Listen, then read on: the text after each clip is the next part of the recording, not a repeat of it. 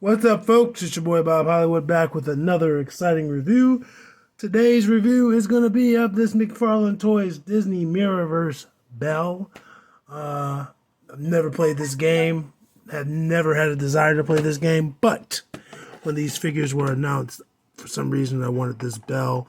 I think they retailed for like $10, but I just got her for $4.99 from Ross. Not just, but you get what I'm saying. These figures were also in Ollie's. I think they were slightly more expensive, maybe like $5.99, $6.99, something like that. I do not have the Sully, I do not have the Mickey, I do not have the Goofy. Excuse me, don't particularly want them. I do have a Donald, and I do have a Baloo, and Baloo will get reviewed. I haven't opened Baloo, and I also have Genie. So there's Genie. I think I got him on clearance from Target a while back. I bought Donald online on eBay, and then Baloo, same sort of thing. It might not have been Ross, but I think it was Ross. But yeah. Actually, I just bought this today. I don't know when you'll see this, but I did buy this today. I bought Baloo over the weekend, I believe. So anyway, on the front, you see that she comes with a card. It says Belle Support. There's another picture of her from the game. On the back, you see them in like silhouette. You can see that's Mickey. That looks like Earthworm Jim. I'm not sure who any of this is, but that's Jack Sparrow, Buzz Lightyear, Belle, Sully, and I'm guessing Genie back there. But yeah, on the bottom, it's just some legalese and a barcode. At the top, there's nothing. So I'll be right back. I'm gonna bust out her plastic prison.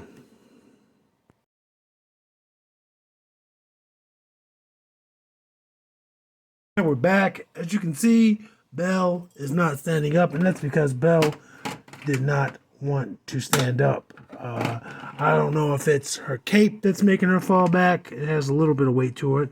Or I don't know if it's just that I didn't adjust her legs, but she doesn't have like any movement in her legs, so that'll be impossible. She doesn't have a peg hole.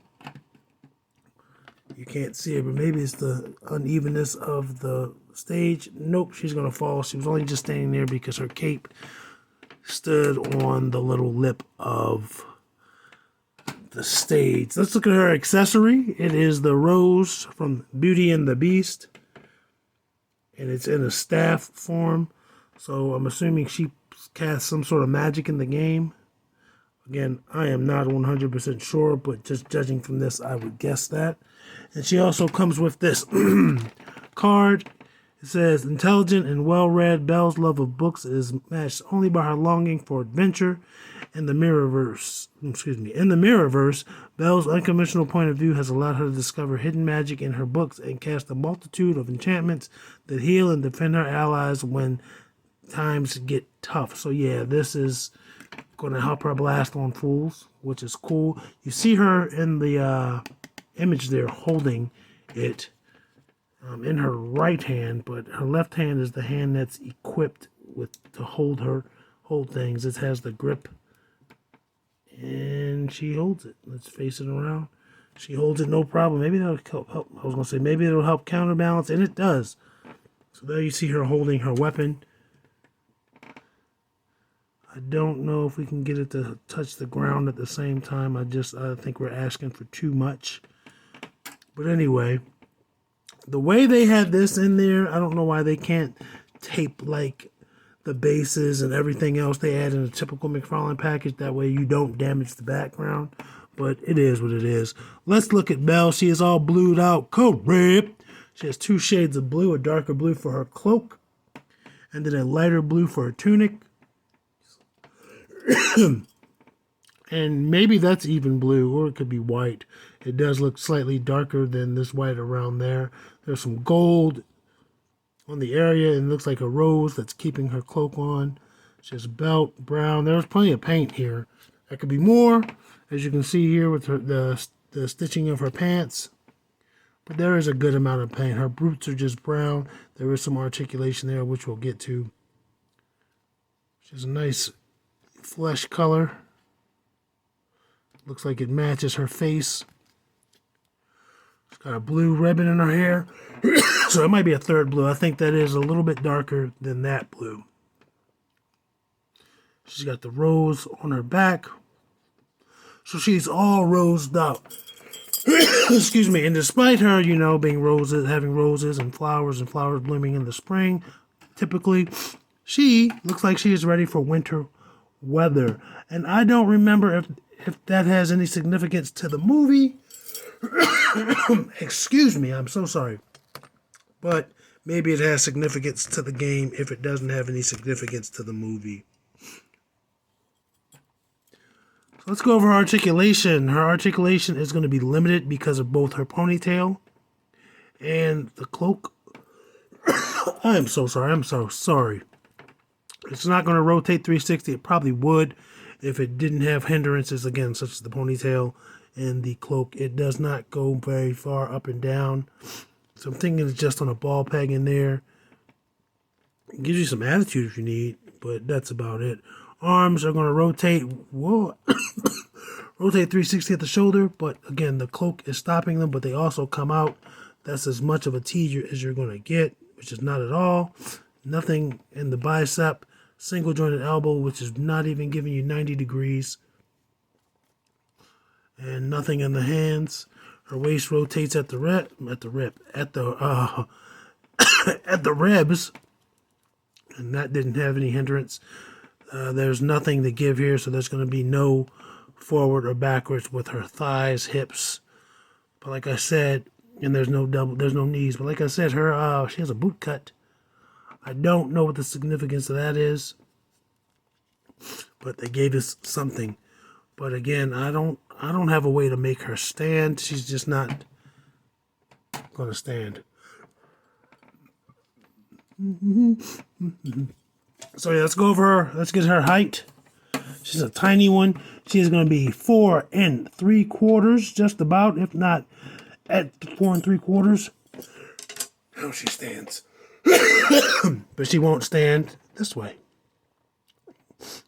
So let's see. This is how we're going to have to do it. This is how we're going to have to bring in the review crew. Because she's going to be shorter than everyone in the review crew. Typically, we don't see figures this short unless we're doing retro reviews, because some of those guys are like 5-inch figures, and she is tiny, like childlike.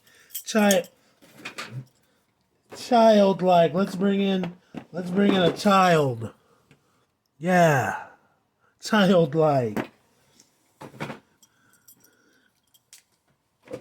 So I'm thinking instead of me comparing her to the review crew, I should have compared her to folks of her line. But they're all over the place. Like Jeannie and Donald are in different places. And Baloo hasn't even been opened yet. And there she is. She is falling. She's falling for Winston. Review crew might not show up this video, guys. She's drunk. She can't stand on her own.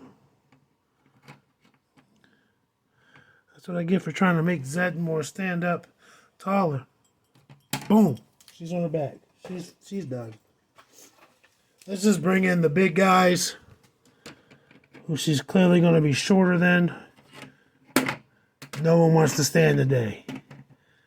This is April, and we're all fools. I know, yeah, I'm blocking the view. She's shorter than everybody. Short. Barely comes halfway past Titus O'Neil.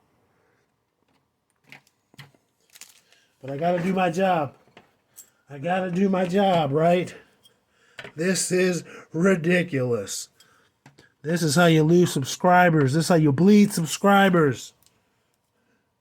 Let's bring in Eric Killmonger and Lucio. So, in addition to being sick, I'm also being silly. Now she wants to stand up. Getting on my nerves, Belle. I'm glad I never paid $10 for you. That's ghetto. That is so ghetto. This is the ghetto, but she won't stand up over here. Okay, she's standing up there. That's not centered still, but better than what we just had in our last size comparison. It's gonna be Devin and John Jones. Oh, man, you gotta love this. You gotta, hey, this is all for fun, man. I play with toys. I collect toys for fun. This is not what I intended to do, but hey, this was still fun. There are all of our size comparisons. Let Belle get the hell out of here. Thank you, folks, for being here and being patient. Like, comment, subscribe. I will holler at you later. Action figures speak louder than words.